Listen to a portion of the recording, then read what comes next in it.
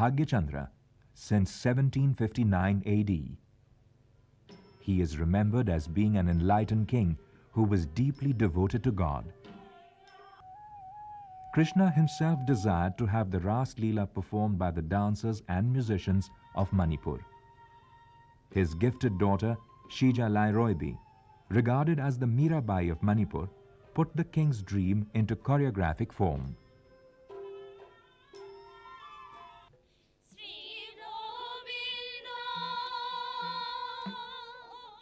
The teacher has to instruct the students chosen for the role of gopis, for instance, in elaborate pieces of dance and song of the Vasant Ras. Most important is the solo dance of Krishna Nartan, his duet with Radha and his dialogue with the gopis.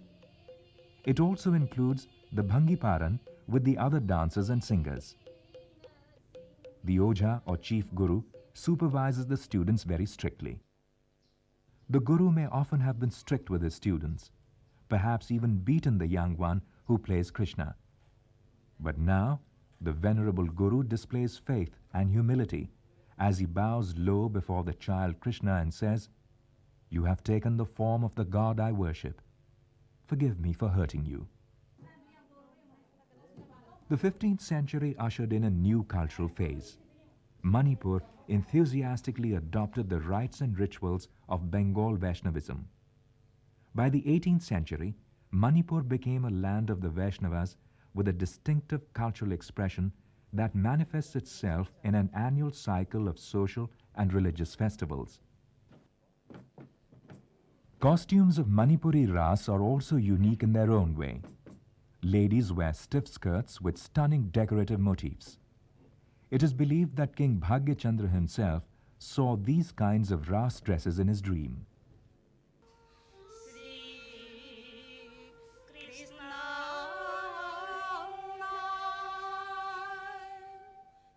The singers describe Vrindavan, the occasion, the season, the venue, and the time they are recreating.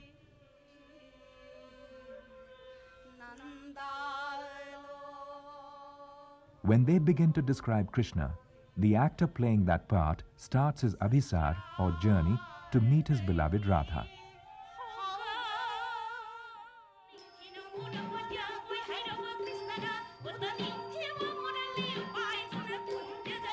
It includes almost every movement of Manipuri Lasya. The Bhangi Paran is a compulsory part of any Ras.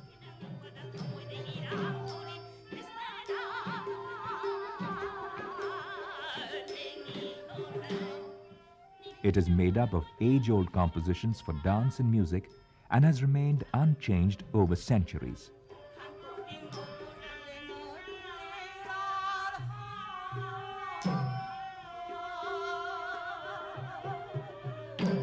Surrounded by 4 gopis, Radha enters the arena, followed by about 8 or 10 others singing and dancing.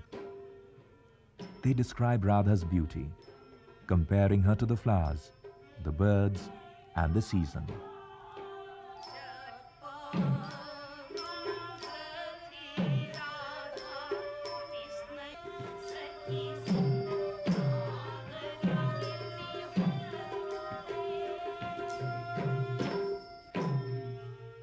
A Manipuri dancer exercises tremendous restraint without freezing fluidity in movement. This is perhaps the key to the style. No matter how complicated or forceful the dance, the element of control is constant.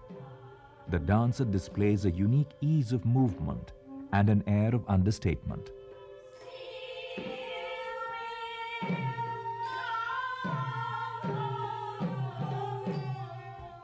There are no sharp edges to any movement.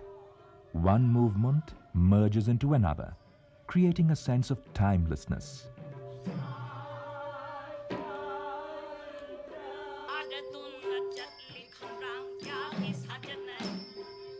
The difference between the Tandav and Lasya aspects of Manipur is very evident. When interpreted by women, the style is extremely lyrical, gentle and soft. Performing of movement in Manipuri RAAS is not an extrovert style. This reining in of energy is reflective of the cosmic energy that controls the universe and heightens the imagery of the force of the Almighty. The movements are a unified whole blending into one another. The harmony of body movements emphasizing the unifying spirit of the dance.